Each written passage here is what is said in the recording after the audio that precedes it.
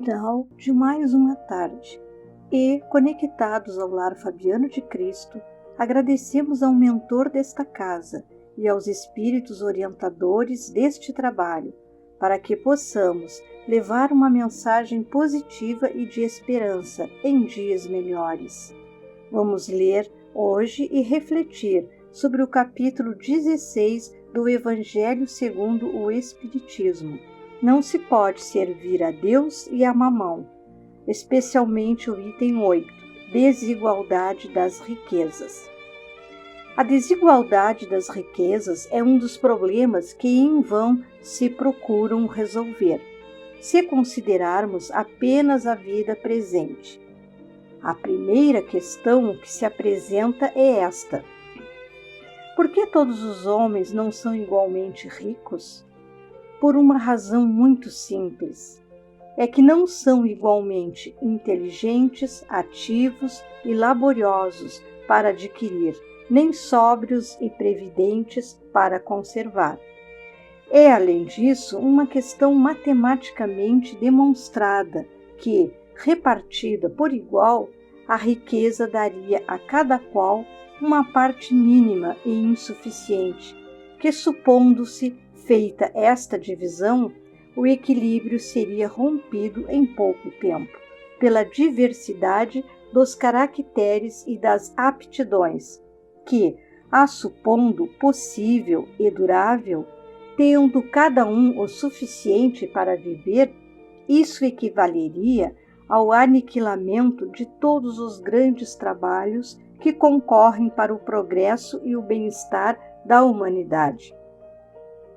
Imaginando, portanto, que ela desse a cada um o necessário, desapareceria a mola propulsora das grandes descobertas e os empreendimentos úteis. Se Deus concentra a riqueza em alguns pontos, é para que, de lá, ela se propague em quantidades suficientes, segundo as necessidades. Admitindo-se isto, pergunta-se por que Deus concede a riqueza a pessoas incapazes de fazê-la frutificar para o bem de todos. Essa é ainda uma prova da sabedoria e da bondade de Deus. Dando ao homem o livre-arbítrio, quis que ele aprendesse, pelas suas próprias experiências, a discernir o bem e o mal, de maneira que a prática do bem fosse o resultado dos seus esforços, da sua própria vontade. O homem não deve ser conduzido fatalmente ao bem, nem ao mal. Sem isso, ele seria apenas um instrumento passivo e irresponsável, como os animais. A riqueza é um meio de testá-lo moralmente.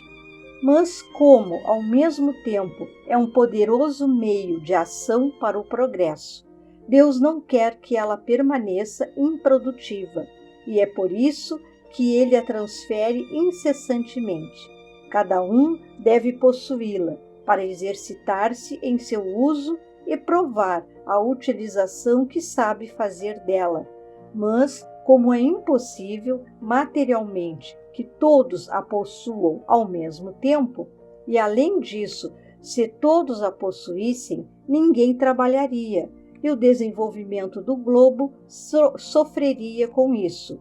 Cada um a possui a seu tempo.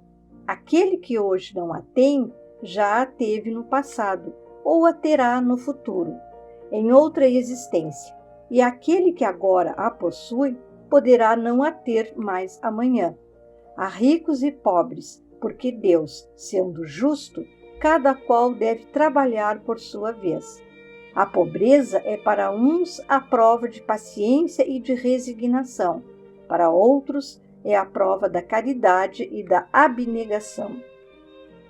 Lamenta-se com razão o triste uso que algumas pessoas fazem de sua fortuna, as ignóbeis paixões que a cobiça provoca, e pergunta-se se Deus é justo quando dá a riqueza a tais pessoas. É verdade que se o homem tivesse apenas uma existência, nada justificaria uma tal divisão dos bens terrenos. Mas, se em vez de limitar a sua vida ao presente, considerássemos o conjunto das existências, veríamos que tudo se equilibra com justiça. O pobre não tem, então, motivos para acusar a providência, nem para invejar os ricos, e estes não o têm para se vangloriarem do que possuem. Se abusam da fortuna, nenhum decreto ou lei suntuária, uma lei para restringir o luxo, remediará o mal. As leis podem mudar momentaneamente o exterior, não podem mudar o coração. É por isso que têm um efeito temporário e provocam sempre uma reação mais desenfreada. A fonte do mal está no egoísmo e no orgulho. Os abusos de toda natureza acabarão por si mesmos quando os homens se dirigirem pela lei da caridade. Irmãos queridos, se o dinheiro não fosse importante, ele não existiria. O dinheiro, como outras energias, é neutro, depende de como o usamos. É o que a gente faz com o dinheiro, é o que importa. Não devemos seguir a Deus e a Mamon ao mesmo tempo. Porém, podemos usar Mamon para servir a Deus. Simbolicamente, Mamon foi o deus dos antigos sírios, a personificação da fortuna.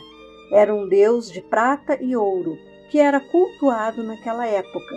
Então, o dinheiro é o que faz movimentar a vida, o progresso e a evolução, desde que usado com responsabilidade e sensatez. Contudo, se observarmos as disparidades entre riqueza e pobreza apenas pelo ângulo desta vida, achamos que tudo é injustiça. Mas a chave da compreensão desses problemas está na reencarnação. Muitas vezes nós mesmos pedimos para reencarnarmos, ou ricos ou pobres. Mas por que tantos com muito e muitos outros tantos em maior número, ainda com tão pouco? Ouvimos de alguns o questionamento de que será que Deus é justo? Os espíritos superiores nos dizem que a prova da pobreza é a luta pela subsistência, com lutas e resignação e muita coragem. Para quem tem muito, é uma prova bem difícil, é uma oportunidade do exercício da caridade, é um caminho de evolução. Para quem tem tão pouco, é uma oportunidade do exercício da resignação dentro dessas dificuldades de sobrevivência, principalmente nos momentos que estamos vivendo. Ambos são provas e bem difíceis.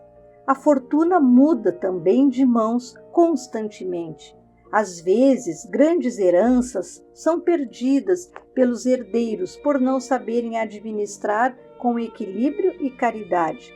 Outros tantos podem ganhar muito e até saber administrar e espalhar bons usos, e muitas vezes no anonimato. A fortuna é necessária, pois através dela existe um impulso à cultura, à saúde, à ciência, à educação, para a melhoria da inteligência e melhores condições de vida para todos. Tem muitos que não sabem, não conseguem perceber a importância dessa energia, mas tem outros que bom uso o fazem e geram o progresso. Tanto o pobre quanto o rico têm condições de praticar a bondade e a caridade, cada um com o que tem. Reencarnamos todos para aprender, para usarmos os recursos ao nosso dispor para o bem coletivo. Quando o egoísmo diminuir, aplicaremos com maior inteligência as riquezas do mundo. Mesmo com a difícil prova da pobreza, somos auxiliados sempre que movimentamos a energia do querer, de buscar novas oportunidades. A maior pobreza é a de espíritos, quando não se tem olhos de ver. Qualquer que seja nossa situação no momento, sempre podemos modificá-la, nos modificando. Vamos pedir a Deus, então, para envolver todos os nossos irmãos, os que têm mais e os que têm menos, que possam esses irmãos estar despertos, em alerta, observando seus compromissos, com paciência, pois todos somos carentes de algo e todos temos recursos a oferecer aos companheiros de jornada. Que neste momento difícil que passa a humanidade, possamos ter o bom senso, o equilíbrio e a amorosidade de nos ajudarmos mutuamente. Que a espiritualidade amiga, ligada a esse lar de amor, envolva todos com muita paz. Que assim seja.